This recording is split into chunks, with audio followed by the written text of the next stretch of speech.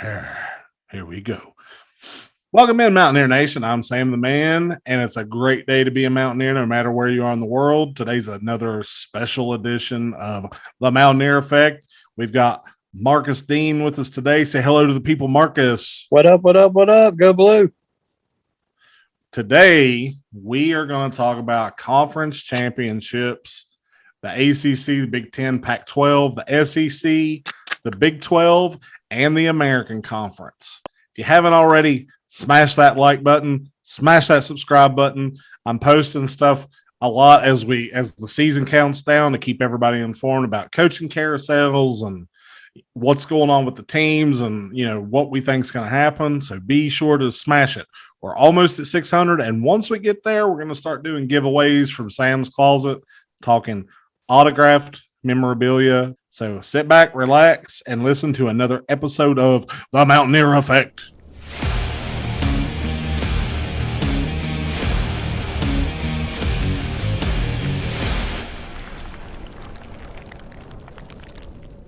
We've been talking so much this week about the coaching carousel that we're losing sight of what's actually getting ready to happen this weekend. And that is conference championships. And there are some good games, wouldn't you say? Yes. Yeah, absolutely. I mean, there's good games all across the board. You can't go wrong. It's going to be a fun-filled Saturday. Get some grub, plop your butt in front of the TV, and enjoy all day of college football. Yeah, I mean, I'm really looking forward to it. I think it's going to be a lot of fun. I think there's going to be some really good games. Let's start talking about these games. We've watched most of them play, so you can kind of take what we have to say to heart. Let's start with the ACC. We've got Pittsburgh and Wake, number 15, number 16, respectively. Right. Me personally, I think Pitt blows them out. That's my personal thoughts. I think Pitt is trending upward. I think Kenny Pickett is the man. I really like watching him play. I really like watching Pittsburgh play. As a West Virginia fan, that's really hard to say, but it's true. What do you think? Yeah, dude, I tell you what, I think Kenny Tugelos lights the scoreboard up on final time. Only if, and I'll say this, Wake Forest has a very, very odd offense. They run this, they call it a slow spread. It's basically, most 90% of quarterbacks line up in the gun, and they do the read option, and it looks like the quarterback and the running back is mirroring each other. They're like running like side by side up to the line. Then they stop, back up, look around. Then he'll either hand the ball off or chuck it down the field, which does the weirdest offense to prepare for. But Pitt has the horses on, especially on the defensive line. In order to stop that offense, you have to have one hell of a defensive line to stop that, to blow that process up. They call it. It's a process. It's like when Georgia Tech ran the triple option. It's a process. You have to read your key gaps, and Pat Narduzzi will have them boys ready in terms of defense. I think Pitt handles them by at least 17. Yeah, I agree. Pittsburgh flies to the ball. Their defense gets at it every single play. That's one thing I've noticed about Pitt this year. They do fly to the ball. I think it's going to be a good victory for Pitt, and that'll take them into a big bowl game from the ACC. Next up, we got the Big Ten. We got number 2 Michigan taking on number 13 Iowa. I think Big Blue rolls. Absolutely. Big Blue rolls. The 3-headed monster at running back. You got Davion Edwards. You got Blake Crum. And you got Mr. Hassan Haskins, who just ran all over Ohio State for on nearly 300 yards, 5 touchdowns against a pretty solid Ohio State defense. And I don't foresee Iowa being able to stop that type of a defense. I don't think they have that kind of a defense to stop that. They might keep it close for a little bit. I think first half it might be a little closer than the extras thinks, but once the running attack from Michigan gets going, it's lights out. That lights out.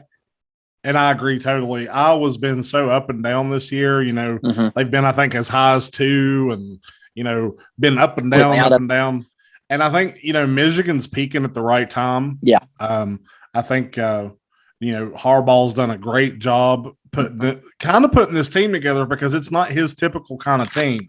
No. So he's done a really good job with it this year. I'm no Michigan fan, but you give respect where respect's due, and he's really done a good job with this team. And the implications for Michigan is you win. I think for them, you win, you're in. Yeah, that's my personal. Yeah, I don't see a scenario out there where if they don't win, they're in, because they've already proved it. They've had one 4-point loss to Michigan State on. That was just a dandy of a game. If you watch that Michigan game, that was their only loss. It wasn't a bad loss. I mean, Michigan State ended up at 10-2, so I mean it's still respectable. They're still going to go to a major bowl themselves. But in long haul, there's no way if Michigan wins, there's no way they fall below 2. Well, and that's the thing. When you lose to your rival team by a couple of points, like that's not a bad loss. It's just not. No. Even if your rival's a little bit of a substandard team, there's a little leeway given, and you're talking about a really good Michigan State team. So yeah, we totally agree there. All right, we'll move on. Let's go to the Pac-12. You got number 10 Oregon versus number 17 Utah. Now, personally, I'm not a big fan of Pac-12 football. However, this game is going to be interesting. Right. Again. Yeah. I think if you look at what Utah did to Oregon the first go round, I don't see why it's going to be any different. You agree? And depends. It depends on which Oregon team shows up. It's going to be the same Oregon team that shit the bed against them the last time they played and lost 38-7, or is it going to be the Oregon team that showed up and went to Ohio State to beat Ohio State in Columbus? That's the Jekyll and Hyde effect of Oregon. You don't know which Oregon team you're going to get. As Forrest Gump said, life is like a box of chocolates. You never know what you're going to get. And that's the same thing. You never know what you're going to get out of Oregon. And they're just too Jekyll and Hyde for me. I gotta go Utah with this one. Yeah, I'm going Utah too. I think, they beat Oregon handedly. I mean, handedly. There's no reason for me to think they won't do it again. No, you're absolutely right. I mean, if everything runs out the way it should, Utah, this seems more complete to me than Oregon does. The Oregon's too wishy-washy. Yep, I agree totally. The next game on the docket, probably the most important game going to be played. Well, there's two games but this one's very important. The SEC, number 1 Georgia versus number 3 Alabama. Can Alabama beat Georgia? Can they do it? No, not this year. Georgia is too stacked defensively. And we seen in last week's game again when Auburn almost beat Alabama and they went to 4 overtimes. There's no way Auburn should have lost that game to Alabama last week. But it happens, rivalry week. You don't know what's going to happen. But Auburn should have won that football game last week against Alabama, but they didn't. But Alabama just got plain lucky and been beating Auburn. And I'm sorry, Bama fans out there, Georgia's going to hand you your ass on a platter. I mean, that's just going to be the way it's going to be. I'm looking at this one a little more objectively because you saw what Clemson almost did to Georgia. True. And I think Clemson set a precedence about how you can beat Georgia. And if there's one coach in the country that's probably watched that tape a million times, it's Nick Saban. Yeah. And I think the recipe's out there to beat Georgia. I don't know that Alabama's been consistent enough to do it. Right. I think they can. I don't think they will. I think Georgia's going to be really stingy this week. I think it's going to be a really low scoring game.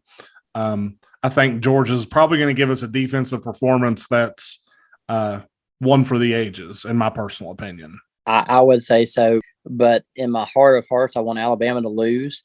For the simple fact, I don't want to see them in a playoff again. We'll talk about that. We'll talk about that because the implications of an Alabama win, are huge. So we'll talk about that at the end.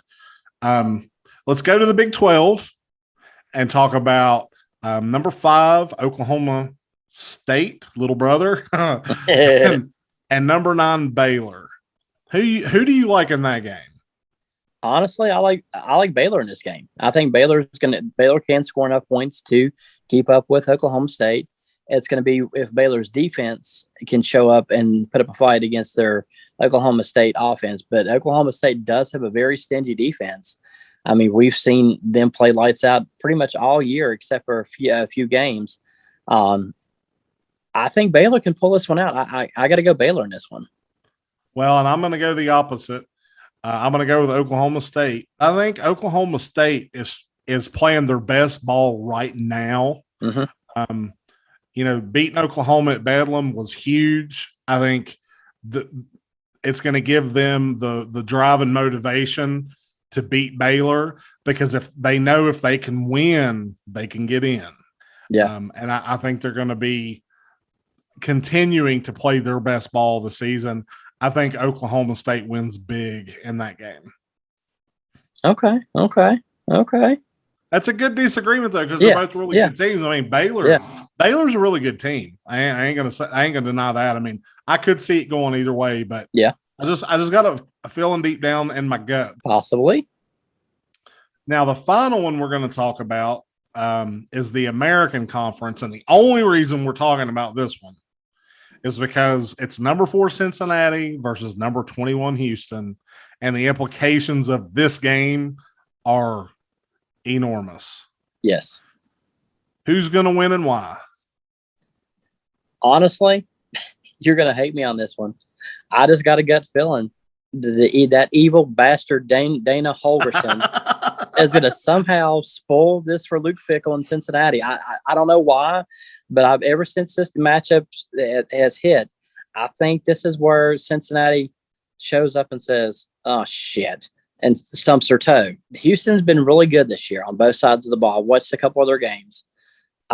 Even though we dislike him with a passion, I just don't see Cincinnati. I think Cinderella's going to hit midnight come to Saturday. Ooh, that's a bold prediction, Marcus. Bold prediction. As much as I detest Dana Holgerson, I cannot pick him to win this game. I think Cincinnati is going to continue their winning ways. I think they're going to beat Houston by 20-plus points. I think they're going to send a freaking clear message to the selection committee that, look, we're here. We're the real deal. Put us in and we'll show you. I think this is going to be the signature win that they need, that stamp, that passport stamp into the national championship Final Four. Yeah, I mean, I would agree with that. This is and plus they've already had a pretty good, run this year. They've beat Notre Dame at Notre Dame, and Notre Dame's only loss, and Notre Dame's just sitting there sitting pretty right now, 11-1. Well, and if you guys that's watched the podcast, y'all know that I've crapped on Cincinnati this year. Like, I totally have. Now, me and my boy Greg did a video yesterday about Cincinnati as a whole. So if you want to hear that conversation, go check that out too, because that was a good conversation about Cincinnati and why they deserve a shot. I've kind of flip-flopped on my position where they didn't deserve a shot, and I'm of the mindset that they do. And the reason being is there's only 2 undefeated schools in the top 25. Mm-hmm. There's not, other schools that are 0 losses where you can make silly arguments. It's those 2. And I feel like this is the closest we're going to get to having 2 schools that deserve to go in. So I think Cincinnati deserves to go in. Well, guys, thanks for tuning in. I'm Sam the Man. This is Marcus Dean. We appreciate you guys stopping in, listening to what we have to say. Be sure to leave your comments down below. Give us a thumbs up or a thumbs down, and smash that subscribe button. I know I say this every day. I think we're at 598 subscribers. Let's get to 600. I want to give some stuff away. I really do. There's all kinds of cool stuff. And I've had people be like, well, what all do you have in your closet? I'm like, you ain't going to find out till we hit 600, just like everybody else. We appreciate your ears. You guys have a good evening. Let's go Mountaineers. Let's go Blue.